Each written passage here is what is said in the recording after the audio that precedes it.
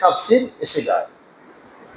আমি প্রথম থেকে শব্দ অর্থগুলো আপনাদেরকে শোনাইতেছি। প্রথমে আমরা দাঁড়ায় বলি আলহামদুলিল্লাহি রাব্বিল আলামিন।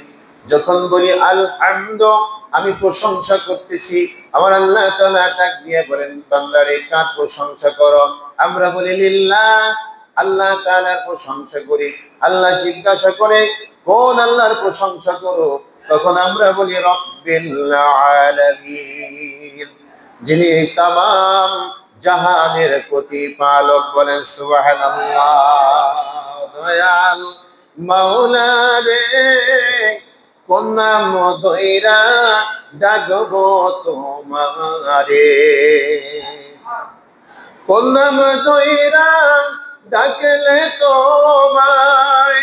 বলেন, কোন নাম ধইরা ডাকলে তোমায় সারা দিবাই আমারে? কোন নাম ধইরা ডাকবো তোমারে? লা ইলাহা ইল্লাল্লাহ লা ইলাহা ইল্লাল্লাহ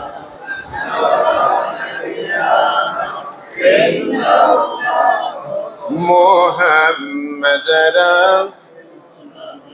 বলেন সাল্লাল্লাহু আলাইহি ওয়াসাল্লাম। জুমার দিন সময় কম, আল্লাহ তাআলার কাছে যখন এই কথা বলা হয় তখন আল্লাহ তাআলা খুশি হয়ে যায়। বলেন সুবহানাল্লাহ।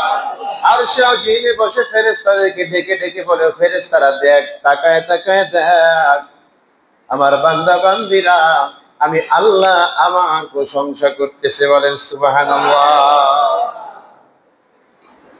ফাযকুরুনি আযকুরুকুম, আল্লাহ বলে, তুই যদি বান্দা আমারে স্মরণ করো, আমি আল্লাহ তাআলা তোর চেয়ে উত্তম মজলিসে, ভালো মজলিসে আমি আল্লাহ তোমার কথা স্মরণ করব। প্রিয় ভাইরা আমার, এরপরে আমরা বলি মাল আর রহমানির রহিম, যিনি দয়ালু, দাতা, মেহেরবান, যিনি পরম করুণাময়। আমরা তার ইবাদত না করলে আমাদেরকে তিনি খাওয়া বন্ধ করে দেন না, আমাদের খাদ্য বন্ধ করেন না, আমাদের অক্সিজেন বন্ধ করেন না, আমাদেরকে সাথে সাথে অসুস্থ করে দেন না, বিপদে ফেলেন না। মহান রব্বুল আলামিন তার হুকুম না পালন না করলেও আমাদের সব কিছুর তিনি ব্যবস্থা করতে থাকেন। ঠিক কিনা বলে? একদিন যদি আপনি অফিসে না আসেন, আপনার কথা শুনতে হয়, ছুটি নিতে হয়। 2-3 দিন যদি না বলে অফিসে না আসেন, কত বকা শুনতে হয়, চাকরি যাওয়ার পালা হয়। কোম্পানির চাকরিতে চলে যায়, যায় না? আর যে মহান রব, যিনি আমাদেরকে সৃষ্টি করে দুনিয়ায় পাঠিয়েছেন তার নিয়ামত ভোগ করার জন্য, তার নিয়ামত ঠিকই ভোগ করতেছি। কত মানুষ আছে নামাজ পড়ে না, আল্লাহ তাআলাকে সিজদা দেয় না, তারা কি না খায় আছে? আল্লাহ তাআলা বলতেছে, বান্দা তো আমারই। সুবহানাল্লাহ কোন, যে বান্দা তো আমারই, দেখি বান্দা আমার পথে আসে কিনা। সুবহানাল্লাহ কোন। আল্লাহ তাকায় থাকে যে আমার বান্দা কখন তওবা করে আমার দিকে ফিরে আসে, আমাকে আল্লাহ বলে ডাক দেয় আর আমাকে সিজদা করে। বলেন সুবহানাল্লাহ। আল্লাহ আবার জিজ্ঞাসা করে, তিনি কে? এমন দয়ালু, দাতা, মেহেরবান তিনি আবার কে? আমরা তখন বলি মালিকি ইয়াউমিদ্দিন, যিনি হাসরের ময়দানে বিচার দিবসের মালিক হবেন, তামাম দুনিয়ার সকল মানুষ এবং জিন জাতির বিচার করবেন। বলেন সুবহানাল্লাহ। আল্লাহ তাআলা ফেরেশতাদেরকে ডেকে ডেকে এই কথাগুলো শোনান, আর আল্লাহ তাআলা ফেরেশতাদের কাছে ঘোষণা করেন, ও ফেরেশতারা শুনে রাখো, যে বান্দারা আমাকে দেখে নাই, না দেখে আমার প্রশংসা করে, আমার বরত্ব মহত্ব প্রচার করে, ঘোষণা করে, আমি আল্লাহ আমার এই বান্দা বান্দির জীবনের গুনাহ মাফ করে দিলাম। জোরে কন্যা সুবহানাল্লাহ। খুশি হন নাই? মাফ করার মালিক কে? চাওয়ার মতো চাইতে হবে, বলার মতো বলতে হবে। এই জন্য আমরা নামাজের মধ্যে বলি লা সালাতা ইল্লা বিহুজুরি কাল, নামাজি নয় হুজুরে কলব ব্যতীত।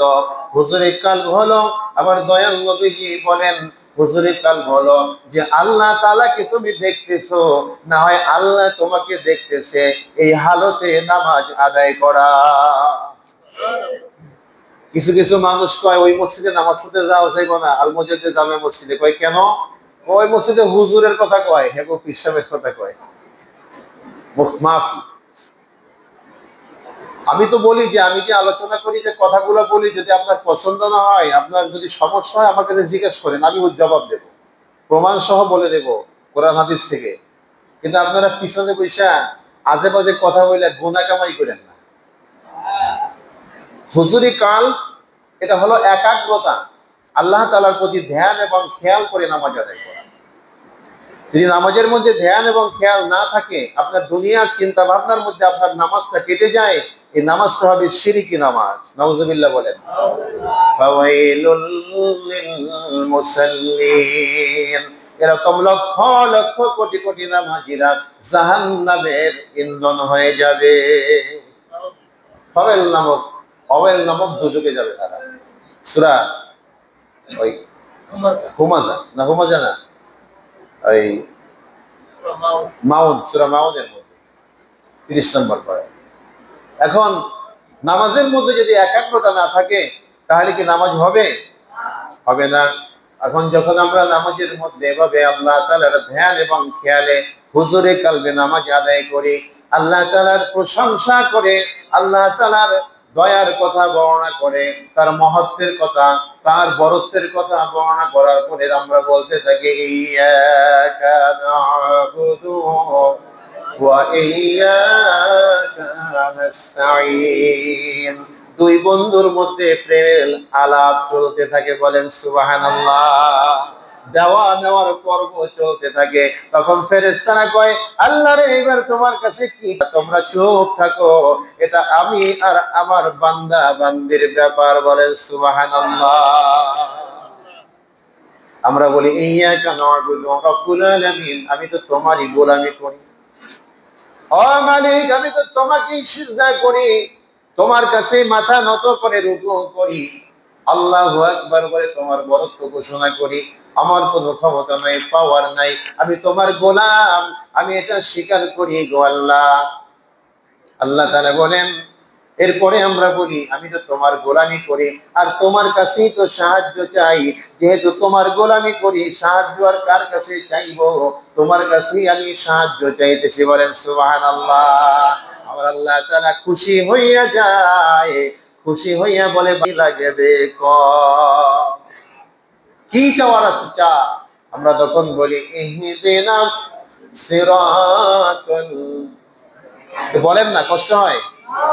ইহদিনাস সিরাতাল মুস্তাকিম।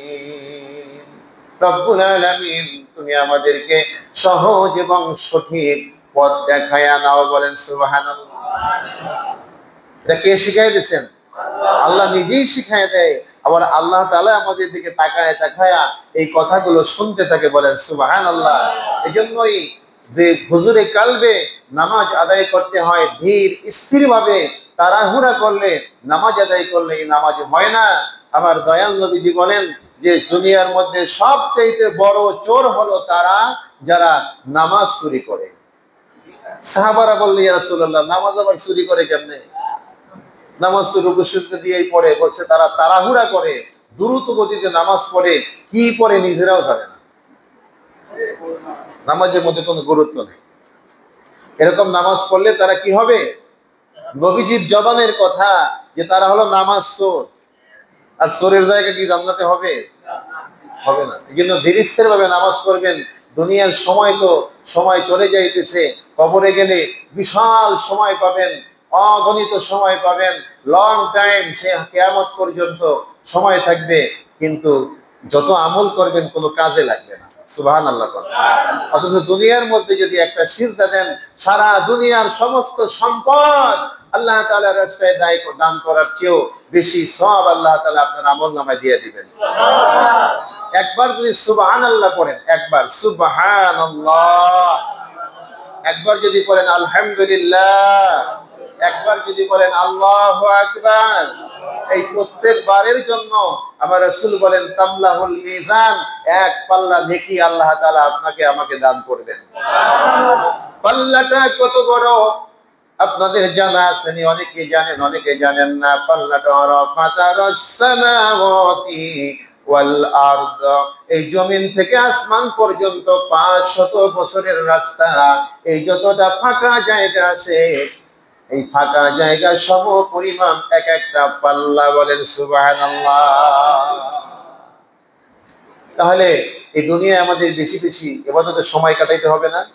সারাদিন মসজিদে পড়ে থাকবেন না, আপনি নামাজ শেষ বের হয়ে যান, আপনার যে কাজ আছে কাজ করতে থাকেন, হাতে কাজ করবেন, জবানে পড়তে থাকবেন সুবহানাল্লাহ সুবহানাল্লাহ সুবহানাল্লাহ, আলহামদুলিল্লাহ আলহামদুলিল্লাহ আলহামদুলিল্লাহ, আল্লাহু আকবার আল্লাহু আকবার আল্লাহু আকবার, লা ইলাহা ইল্লাল্লাহ লা ইলাহা ইল্লাল্লাহ লা ইলাহা ইল্লাল্লাহ লা ইলাহা ইল্লাল্লাহু মুহাম্মাদুর রাসূলুল্লাহ। বলেন সাল্লাল্লাহু আলাইহি ওয়াসাল্লাম। জবানটা চলতে থাকবে মহান রবের জন্য। বলেন সুবহানাল্লাহ।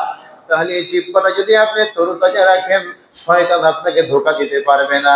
আপনার মধ্যে ঢুকে মানুষের জমি দখল করার চিন্তা ভাবনা ঢুকাইতে পারবে না, মানুষের পকেট কাটার চিন্তা ভাবনা ঢুকাবে না।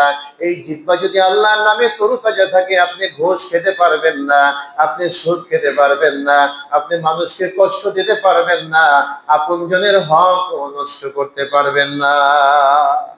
কারণ শয়তান যদি আপনাকে ধোঁকা দিতে না পারে, এই খারাপ চিন্তা তো আপনার মাথার মধ্যে আসবে না।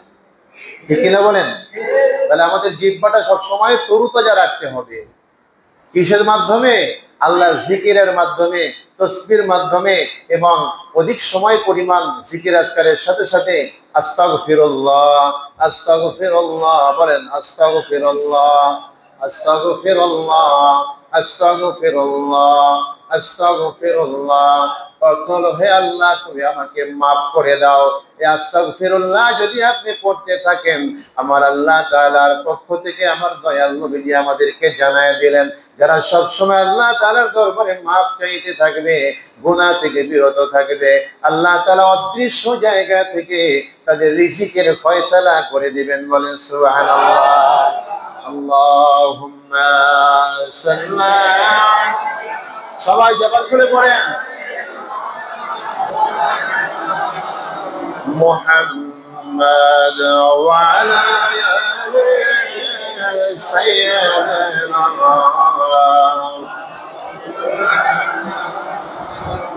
মুহাম্মাদ। সকলেই বলি আলহামদুলিল্লাহ। আরো জোরে বলেন আলহামদুলিল্লাহ।